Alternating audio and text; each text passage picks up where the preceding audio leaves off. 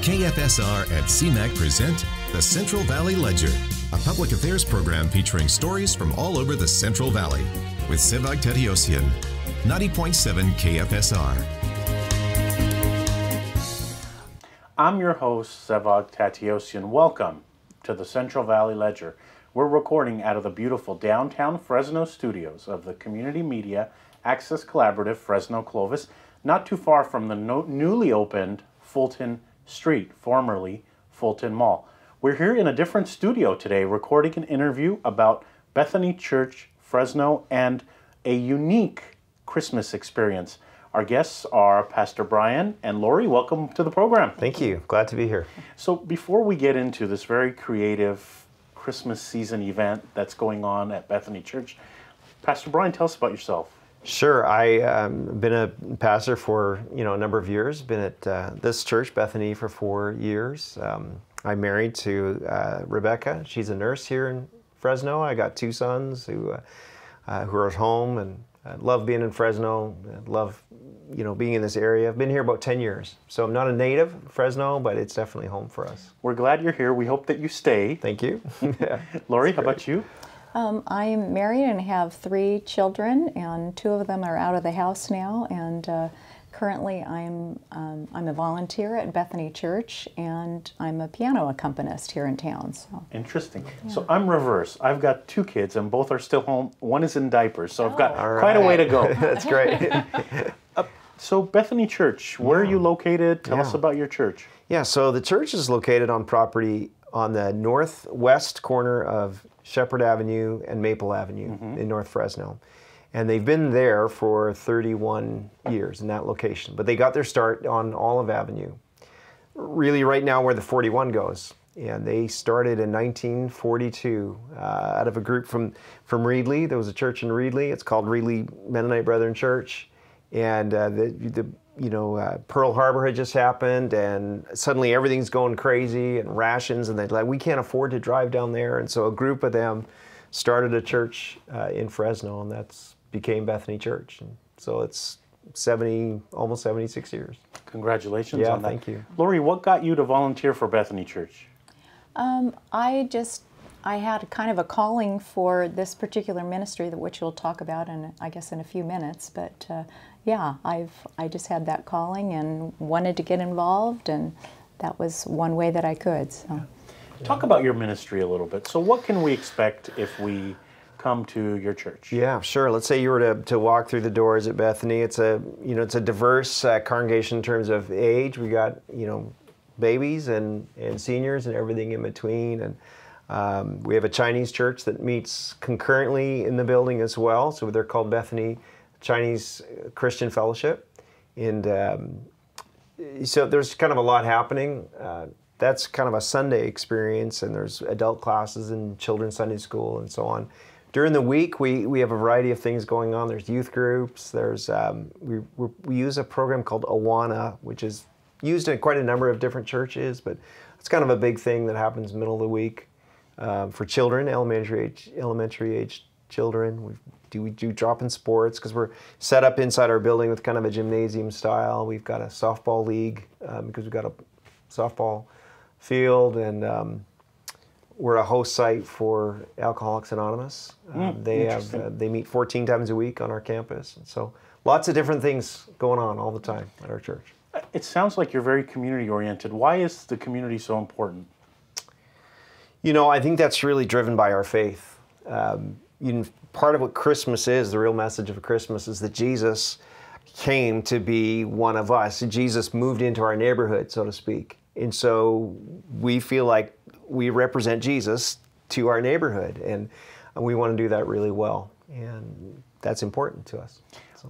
In setting up this interview, I thought it was very interesting because I was talking to someone and they said, oh, well, a couple of our members, our pastor and volunteer, are in Israel. So you both just recently got back from Israel. Right. Yeah, if I look a little glazed over, it's because right about now I should be napping. So tell us about the trip.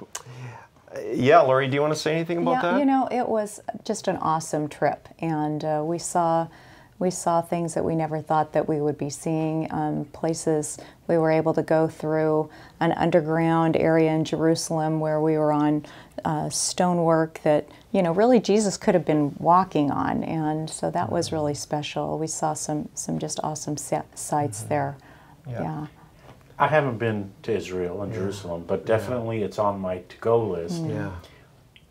As you said, I could be walking in places where Jesus walked. I mean, talk about the emotion there. I mean, how emotional was this trip? Yeah. You know, I think when you've particularly had a habit of maybe reading the Bible, and so you've read these names and you've read these places, and all of a sudden you're making that connection, like, oh, that was right here. You know, we were on a boat on the Sea of Galilee, and there's, you know, great accounts in the Gospels of Jesus, you know, walking on the water or being in the boat with his disciples and calming the storm, and then you're there and you look, well, right on these hills surrounding us, that's where all these things happen. So it's very moving, very deep experience. Yeah. Any plans to go back in the future? Yeah, maybe. I think so. Yeah, we did a group of 29 people this time, and I would suspect we'll do a group again in a year or two. Were there a lot of other tourists there, out of curiosity? Because, you know, you said you took 29 people, and you're from a church in Fresno, California. Right. The whole world, you know, Right. knows where Jerusalem is. Yeah. Yeah, we saw people from China, from Germany, from all over the place, and some sites were a little bit crowded, but our guide was pretty good at maneuvering us so we could get there early. But yeah, a lot of people there, but it was really interesting and a good trip. Yeah, for sure. One of the things that caught my attention about Bethany Church is this creative thing. I thought it was very creative, you know, in a time when there's Christmas Tree Lane, in a time when there's Ladera Ranch in Clovis, where it's a block cul-de-sac, and another street there where they all synchronize the lights and they play Christmas music. Your church is doing something very unique, a drive-through experience. Tell us. Right. Bethany Church is, you know, we've got this great piece of property. We've got land in the heart of the, you know, suburbs there. And Laurie here came up with this idea that said, you know, we've got this space. We could do something really special. And Fresno is a car community. You know that. We love our cars. We love being in our cars. And we love being in our cars as a family at Christmas time. We look for things to do. And so this brainchild, you should talk about it, you know, how that came about. What made you think, Laurie, that, you know what, we could do this kind of drive-through experience? Because, you know, drive-through coffee is popular. Drive-through restaurants have been popular. Now the Christmas experience drive-through. Well, at the time, I was a hairstylist, and somebody came in, and she was one of my clients, and she was talking about going to Riverdale. And I'm thinking, what is in Riverdale? And I hadn't ever heard of it, but they do a drive-through nativity. And so I started, you know, my brain just started kind of working on that, and I saw all the land that we had, and there's one little spot on our property that already has palm trees that just was perfect for a Bethlehem scene, and so that started working, and I was milling over this in my mind at night. I wasn't sleeping, and finally I had talked to Brian, and he didn't tell me no, that we couldn't do it. And but I did think she was crazy. Yeah. I think people thought I'd lost my mind. And so at that point, we got a team together. So, yeah. So, out of curiosity, how many cars do you expect have done this drive-through? You've done it 4 years now. Mm-hmm. Yeah. The first year, when the first car passed by, what were your thoughts? Well, you know, it's always that question of, are people going to come? And they slowly came, and then, as Brian said, we had some, one of the TV stations came out, and then the next night we had a lot more. And so by the end of that first year, I believe we had about 1,700 people, not cars, but people that came through. And so I felt like that was pretty successful. Yeah. But not bad at all. Yeah, but then last year, by the third year, we had about double that number of people. I think around 3,200 people went through. And lots of great feedback. People seem to really enjoy it and thankful. Some were in tears. I mean, I had a mom just, tears are streaming down her face. She says, thank you so much. Thank you for giving this to our family this Christmas. And that's, boy, that's very moving. Number one, it's free. I mean, obviously, you take donations and We actually do not take donations. Oh, wow! I stand corrected. Yeah, we will suggest, if someone really wants to give, we will suggest 1 or 2 charities. My first choice would be give to the Fresno Rescue Mission. This is our gift to the community. This is our gift to you, and we're happy to do that. And we never want someone feeling like, oh, now I have to pay for this experience. It's a gift, it's free, but if you feel moved by it, compelled by it, give to something where it's really going to go far, something like the Rescue Mission. Something like this has to take a lot of volunteers. I watched the preview that's on your website about less than a minute, but it showed different scenes. And in those different scenes, you had one with sheep, you had one with kids, and then you had one with adults. You need a lot of volunteers for this. Yeah. Tell us in preparation, how does it work? Yeah. Well, we have kind of a core group that does the building part of it, and they put in a lot of hard work, and we usually start the end of October and start are working every Saturday out there. And then we start getting volunteers, for cast, for kitchen help, traffic control.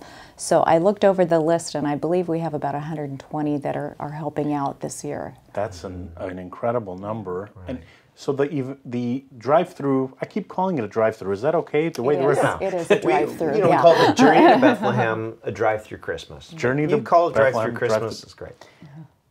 How if I'm going with my family, how much time should I allocate this experience to be? I imagine there's a line, or it could be a line. Yeah, last year there was a point when there was about an hour wait just to get to the entrance. Talk about success there. I mean, Yeah. Right. And so once you start at the end of the driveway and start the route, it takes probably about 20 minutes to get through that. So if you have little kids, bring something for them to do, something for them to eat in the car while they're waiting, and then once they get in, then they'll be How engaged. exciting, though, that something that you thought of and the team at the church was behind, now there's an hour wait. I mean, yeah, that hour is long, but that's success if you ask me. Families have told me, too, that they've kind of enjoyed that hour. How often do you get to sit with your family for an hour and talk and converse, and they pull out their phones and maybe play some games. They've gone through the, pizza place or something. They're eating dinner in the car on the way over, and then once they get to the entry point, they're given a CD recording of the narration of the event. And we do that in 3 languages, in English, Spanish, and Mandarin Chinese. So that they can listen. Now, lots of newer cars don't even have CD players, and we understand that. So the other option is you just pull our website up on your phone and just hit play, and you can listen to the track right from the website. So as I'm driving, there's going to be something I'm listening to that tells me what I'm seeing. Right. How long did it take you to kind of perfect this thing? Because there's a lot of little things. If looking at it as an outsider, because I've never done it, been there, but I'm going this year, by the way, and I'm encouraging everybody to go out and take a look. Everyone's welcome. How long did it take you to kind of perfect the little things that go along with this? We're still working on it. Yeah, perfect. That's a strong word. Yeah. So what can I expect? I drive up, and am I greeted by volunteers or somebody? Walk us through the process. Yes, at the entrance, you'll be greeted. You'll be given either the CD or the download address, and you'll also be given a coin to pay your taxes when you get to the Roman soldiers. So you'll be heading through the Jerusalem marketplace, where they're selling all kinds of wares. You'll see Herod's palace and the wise men and Herod.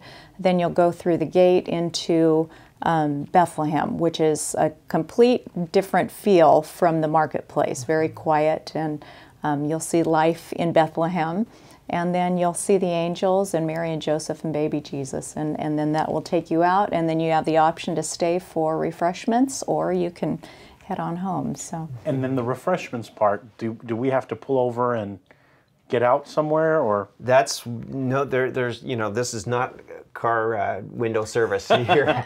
This is a point where we have traffic people. They'll direct you to park, invite you to come out of your car, and we'll have, Christmas music is playing. There's hot chocolate and perhaps some snacks or something. We'll might do things a little differently this year, but there's refreshments there. That we have fire pits, so you can gather around your fire pit. And this is to where families have come, maybe 2 or 3 or 4 families will come in convoy, and then they have some hangout fire pit time, and they're drinking hot chocolate or coffee, and there's no pressure. Again, that part is also free, and it's just been really a special time, really meaningful encounters. It's a lot of work to put these things on. I've put on events, and I could tell you that you're there early, making sure things are going right, and you're there late because you want to make sure things are cleaned up. Why do you do this? I mean, it's a lot of work. It's for free.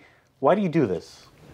You know, I think for myself, I really want to show people what that first Christmas may have really been like. And this really provides just a visual and an audio way of doing that, and it's just really special. And so it's been very meaningful for our family to be involved in this. And I think it gets back to the question you were asking earlier about, you know, what's our motivation for being kind of community oriented. You know, we love our community, but more importantly, we want our community to know that God loves each person there. And really the nugget of Christmas is that God loved the world so much, He sent Jesus, His Son, born as a baby, lived, you know, as a human male person in Israel at the time. He was this Jewish man who grew up, who lived this perfect life and went to the cross to die for our sins and make salvation possible for us. And that all begins with His birth. It's just so significant. We want people to understand that not only do we love them, but God loves them. We want to tell that story. In watching the preview of the event, I saw like cardboard cutouts, and who does that, and when is that done? And I mean, talk about that a little bit.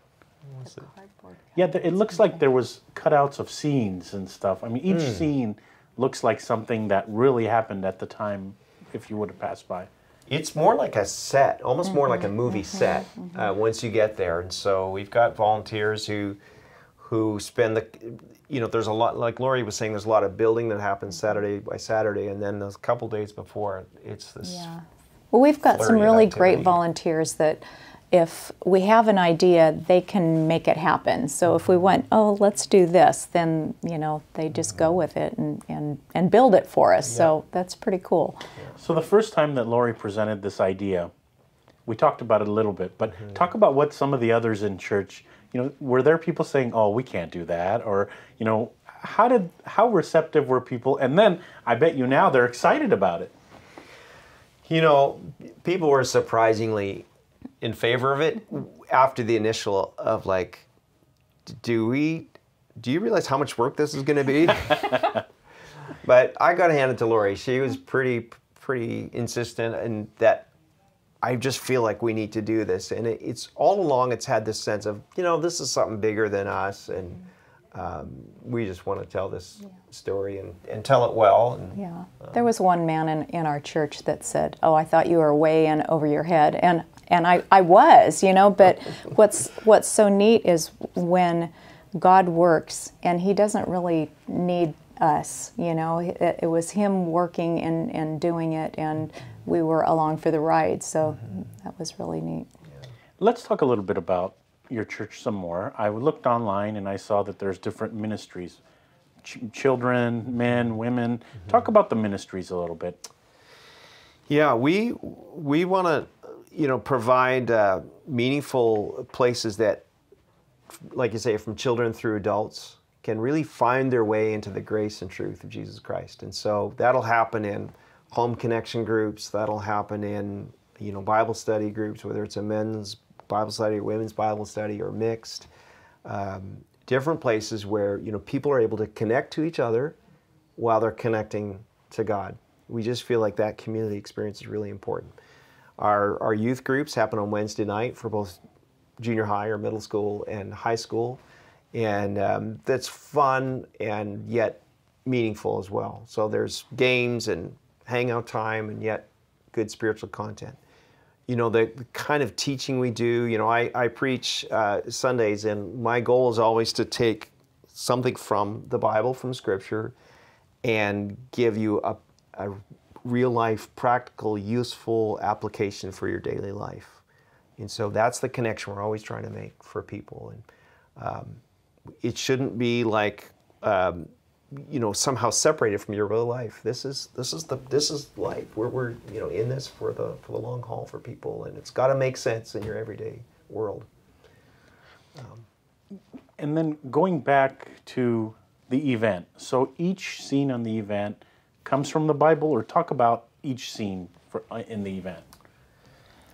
Well, it's basically telling the story from the passage of Luke 2 in the Bible, and that talks about the events that led up to Jesus' birth. And so we had a gal in our church that actually wrote the narration, and she stayed, as close to that as she could. And anyway, that's how we got the story. So. And it's the 4th year that this is happening. What is your goal? Have you met your goal? Or, talk a little bit about what you're expecting by this. Do you want this to be so big where people are waiting for hours, or talk a little bit about that aspect of it. Well, that's a good question, isn't it? I think in a lot of ways this is, like Laurie said, it's just sort of jumping on for the ride. And, I would really want to be able to say that, nobody in Fresno should be able to say, I have no idea what Christmas is. Every person in our city should be able to at least say, now I know the real meaning of Christmas. Now I know the origin of this time that we celebrate. Look, I love Santa Claus, I love snowman, I love trees and presents, all those things. But that's all the add-on stuff. What we want people to know is that, God gave us Jesus, and it all begins at Christmas time. So. Talk a little bit more about the meaning of Christmas. I know now with the gifts, and there was a time where we bought gifts for everybody in the family, and then now it's more of one gift, one special gift. Talk about that a little bit. What is the meaning of Christmas? Is it that we're giving everybody gifts and we're putting lights in our house and we're running to the stores, or is it something else? I think it has as much meaning as you want to add to it. So for some people, it's just the fun of gifts and lights, and it's beautiful, and it's something a little different than the usual. But everything that we do has some significance. So the lights really are meant to remind us that Jesus is the light of the world.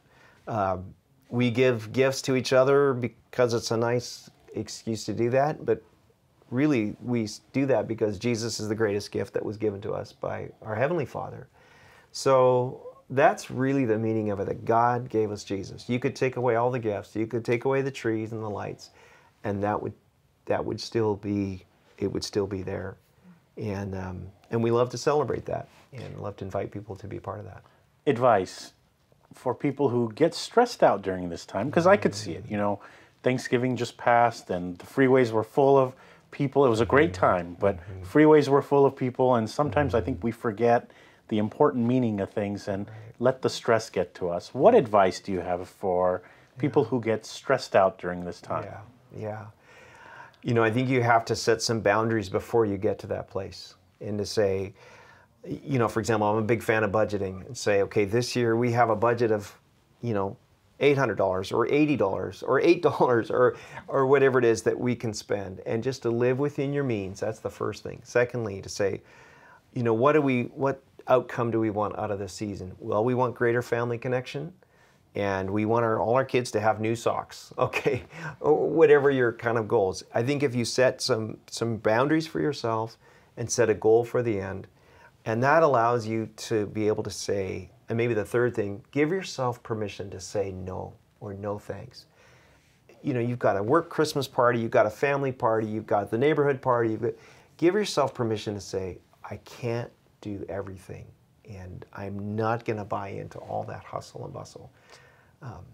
That's great advice. Yeah. Laurie, this thing started with an idea. You had an idea, and then you volunteer for it, obviously. People who have ideas are sitting there right now listening to this program, watching us. They may have an idea, but may be afraid to move forward with their idea. What advice do you have for those people that have these ideas but are maybe hesitant to give that idea to someone? I think, find a good team you know, people that you can network with and that work well together and go for it. Yeah. That's good advice. It's great advice. Earlier, I talked about donations, and you said you don't accept donations, but the rescue mission is a good cause. Talk about the rescue mission a little bit. Is it really, I mean, tell us a little bit for people who have never given money to the rescue mission or ever seen the rescue mission. Talk about the rescue mission a little bit. Fresno Rescue Mission has a long history in our city, and you know, just a great track record, great integrity, and they'll help, you know, women and young children at the center. They help men. They have this kind of emergency shelter. You know, probably my favorite part of the rescue mission is what they call the Academy program. It's an 18-month program where they'll take men who are struggling with addiction or some other issue in their life. It's residential. They help them through that process. I have a friend right now who entered that program in his early 20s. Today he has his master's degree. He's working in the medical field. He's married. He's got a child on the way. He's just an outstanding example of the kinds of things that happen when an agency like that says, we care and we're going to help you get from where you are to where you need to be. It's wonderful. Great program. I have a great outfit. We're running out of time this week on the program, but I want to ask you why you became a pastor. And here's why I asked the question. You know, church, we celebrate in church, we have weddings in church and baptisms and all that stuff, but also there's some sad times in church as well. And you as a pastor see all that. And the times could be good, and then there's some times that you could see some sad things. Why did you decide that this was the path that you want to go to? I think most people tend to overlook the value of spiritual care in their life. And we get busy with everything else that we do and our jobs and our families and so on. And you know, I have just felt drawn to the privilege of being able to shepherd people, particularly through times of stress, of loss, of celebration, all those things. And so, you know, I would say I really feel God led me into this to be able to help people in some of those intangible things. Others would say, well, it's not really that important. But once you're in the midst of grief or loss, you know, oh, it's really important. And so I love to be able to do that. And I feel like God's asked me to. God's led me to. Well, both of you, thank you for coming on the program. Great to meet you two. Great to hear the story of the church and the event. Tell us where people can go to find out more information about this event that's coming right up. Right. Easiest place would be to go to our website, which is BethanyChurchFresno.com, and you'll get everything right there. You can find us on Facebook as well, pretty easily, but start at our website and you'll get all the information you need.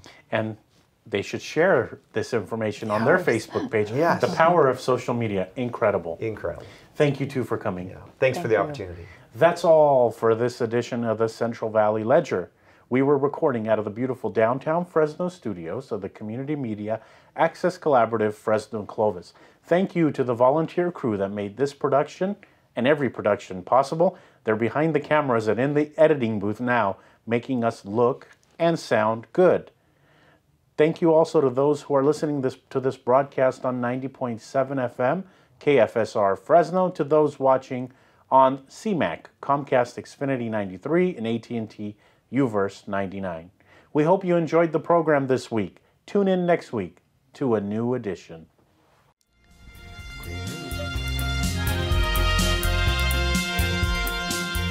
KFSR and CMAC present the Central Valley Ledger every Sunday morning at 11:30. For a complete program schedule, visit kfsr.org.